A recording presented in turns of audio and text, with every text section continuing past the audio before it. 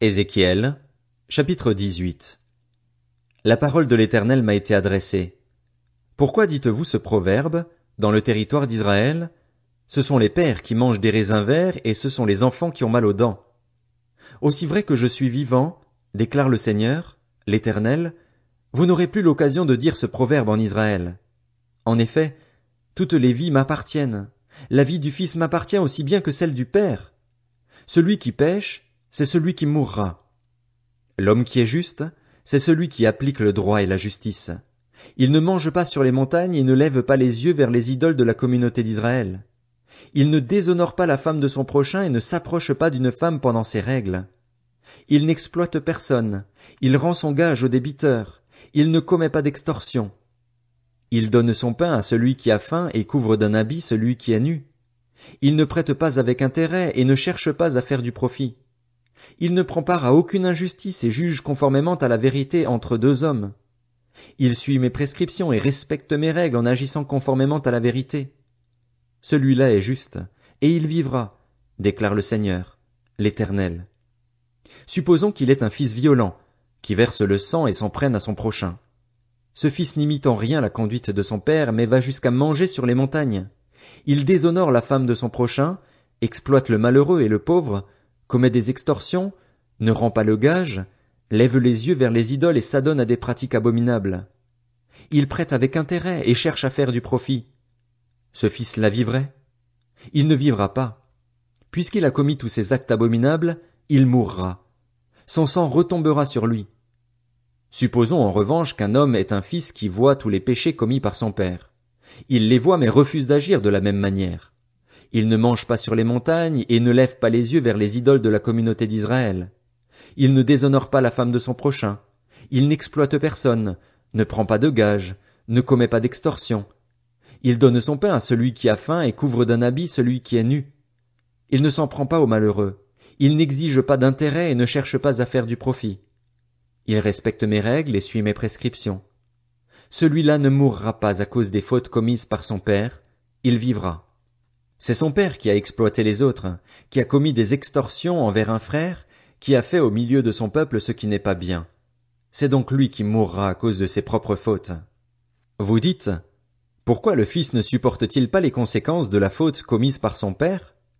C'est que le fils a appliqué le droit et la justice, c'est qu'il a respecté et mis en pratique toutes mes prescriptions. Il vivra. Celui qui pêche, c'est celui qui mourra. Le fils ne supportera pas les conséquences de la faute commise par son père, et le père ne supportera pas les conséquences de la faute commise par son fils. Le juste sera préservé à cause de sa justice, et le méchant sera condamné à cause de sa méchanceté.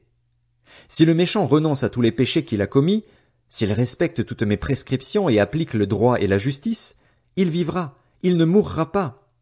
Toutes les transgressions qu'il a commises seront oubliées.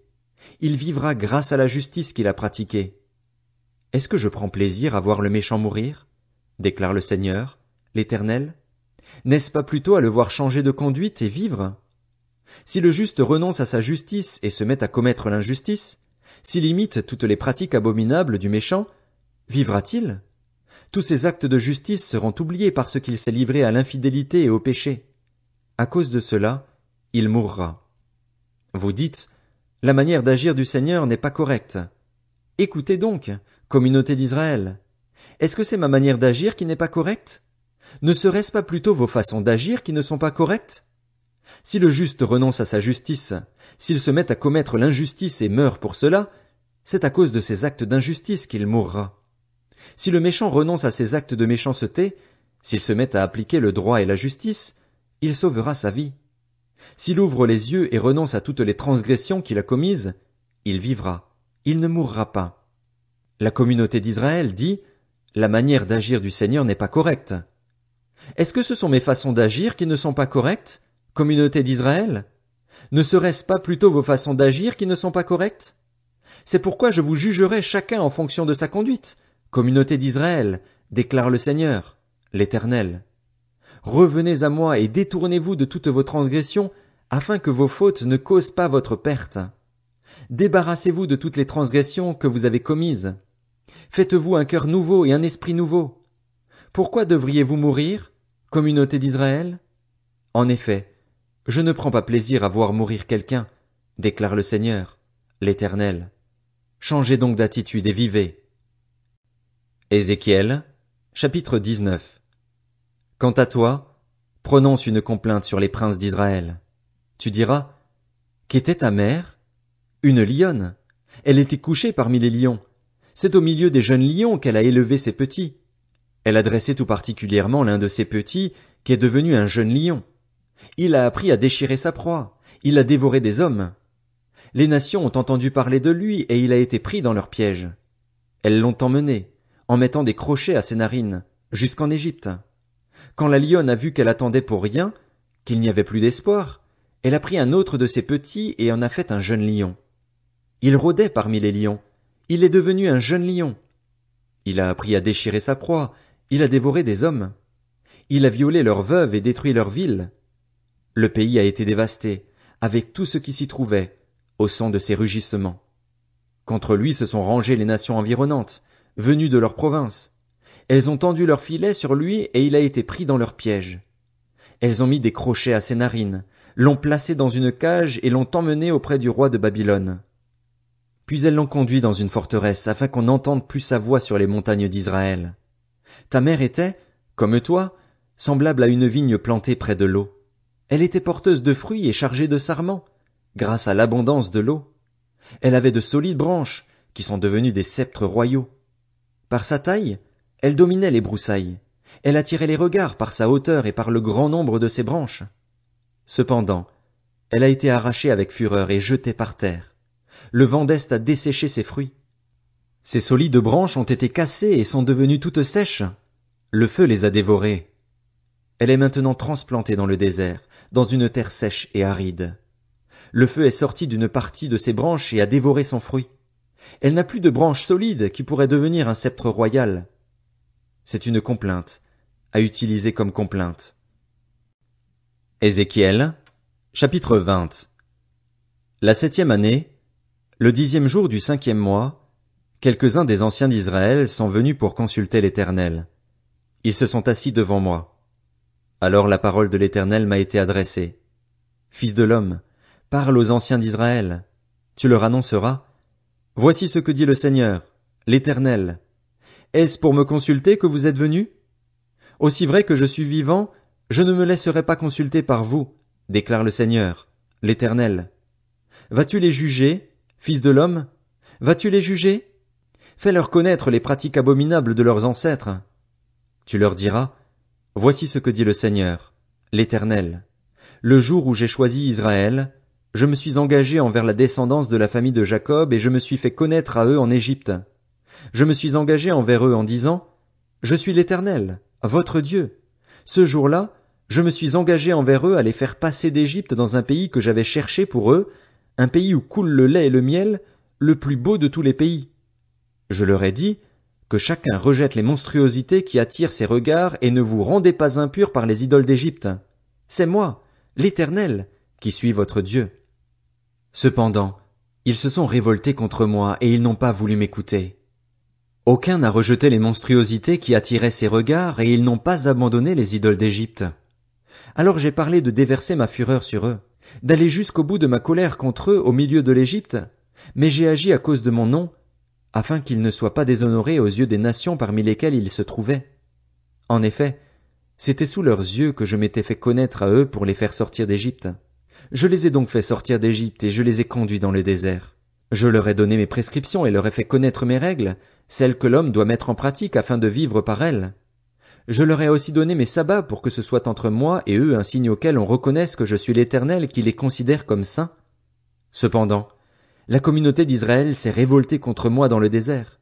Ils n'ont pas suivi mes prescriptions et ils ont rejeté mes règles, celles que l'homme doit mettre en pratique afin de vivre par elles, et ils ont violé sans retenue mes sabbats. Alors j'ai parlé de déverser ma fureur sur eux dans le désert pour les exterminer, mais j'ai agi à cause de mon nom, afin qu'ils ne soient pas déshonorés aux yeux des nations. En effet, c'était sous leurs yeux que je les avais fait sortir d'Égypte. Dans le désert, je me suis donc engagé envers eux à ne pas les conduire dans le pays que je leur avais destiné, pays où coule le lait et le miel, le plus beau de tous les pays. En effet, mes règles, ils les rejetaient, mes prescriptions, Ils ne les suivaient pas. Mes sabbats, ils les violaient. C'est que leur cœur restait attaché à leurs idoles. Néanmoins, j'ai porté un regard de pitié sur eux et je ne les ai pas détruits, je ne les ai pas achevés dans le désert. Alors j'ai dit à leurs fils dans le désert, ne suivez pas les prescriptions de vos pères, ne respectez pas leurs règles et ne vous rendez pas impurs par leurs idoles. C'est moi, l'Éternel, qui suis votre Dieu. Suivez mes prescriptions, respectez mes règles et mettez-les en pratique. Faites de mes sabbats des jours saints et qu'ils soient entre moi et vous un signe auquel on reconnaisse que je suis l'Éternel, votre Dieu. Cependant, les fils se sont révoltés contre moi. Ils n'ont pas suivi mes prescriptions. Ils n'ont pas respecté et appliqué mes règles, celles que l'homme doit mettre en pratique afin de vivre par elles, et ils ont violé mes sabbats. Alors j'ai parlé de déverser ma fureur sur eux, d'aller jusqu'au bout de ma colère contre eux dans le désert, mais je me suis retenu et j'ai agi à cause de mon nom, afin qu'ils ne soient pas déshonorés aux yeux des nations. En effet, c'était sous leurs yeux que je les avais fait sortir d'Égypte. Dans le désert, je me suis donc engagé envers eux à les éparpiller parmi les nations et à les disperser dans divers pays, puisqu'ils n'ont pas mis en pratique mes règles, qu'ils ont rejeté mes prescriptions, violé mes sabbats et tourné les regards vers les idoles de leurs pères. Je leur ai même donné des prescriptions qui n'étaient pas bonnes et des règles qui n'apportaient pas la vie. Je les ai rendus impurs par leurs offrandes, quand ils ont fait passer par le feu tous leurs premiers-nés, pour les plonger dans la consternation, afin qu'ils reconnaissent que je suis l'Éternel. C'est pourquoi, parle à la communauté d'Israël, fils de l'homme. Tu leur annonceras, voici ce que dit le Seigneur, l'Éternel. Vos ancêtres m'ont encore insulté en se montrant infidèles envers moi. Je les ai conduits dans le pays que je m'étais engagé à leur donner, et ils ont porté les yeux sur toute colline élevée et sur tout arbre touffu. Là ils ont fait leurs sacrifices, ils ont présenté leurs offrandes irritantes, ils ont brûlé leurs parfums à l'odeur agréable et versé leurs offrandes liquides. Je leur ai dit, qu'est-ce donc que ces hauts lieux où vous vous rendez? Et le nom de haut lieu leur a été donné jusqu'à aujourd'hui. C'est pourquoi, annonce à la communauté d'Israël, voici ce que dit le Seigneur, l'Éternel. N'êtes-vous pas en train de devenir impurs à la manière de vos ancêtres et de vous prostituer avec leurs abominables divinités? En présentant vos offrandes, en faisant passer vos enfants par le feu, vous vous rendez impurs, aujourd'hui encore, en l'honneur de toutes vos idoles. Et moi, je devrais me laisser consulter par vous, communauté d'Israël? Aussi vrai que je suis vivant, déclare le Seigneur, l'Éternel, je ne me laisserai pas consulter par vous. Cela n'arrivera pas. Ce que vous imaginez quand vous dites « Nous voulons être comme les nations, comme les familles des autres pays, en servant ce qui est en bois et en pierre. » Aussi vrai que je suis vivant, déclare le Seigneur, l'Éternel, je régnerai sur vous avec puissance et force, dans un déversement de fureur. Je vous ferai sortir du milieu des peuples et je vous rassemblerai des pays où vous avez été éparpillés avec puissance et force, dans un déversement de fureur. Je vous amènerai dans le désert des peuples et là, je vous jugerai face à face. Je vous jugerai comme j'ai jugé vos ancêtres dans le désert de l'Égypte, déclare le Seigneur, l'Éternel. Je vous ferai passer sous mon bâton et je vous ramènerai dans les liens de l'alliance. Je séparerai de vous ceux qui sont rebelles et se révoltent contre moi. Je les ferai sortir du pays où ils séjournent en étrangers, mais ils ne pénétreront pas sur le territoire d'Israël. Vous reconnaîtrez alors que je suis l'Éternel. Quant à vous, communauté d'Israël, voici ce que dit le Seigneur, l'Éternel. Que chacun aille donc servir ses idoles.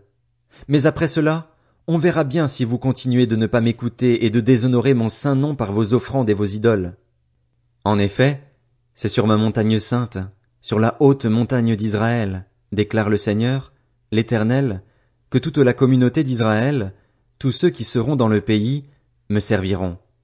Là je leur réserverai un accueil favorable, là je rechercherai vos offrandes, la meilleure partie de vos dons, avec tout ce que vous me consacrerez. Je vous accueillerai comme un parfum dont l'odeur est agréable, quand je vous aurai fait sortir du milieu des peuples, quand je vous aurai rassemblé des pays où vous êtes éparpillés.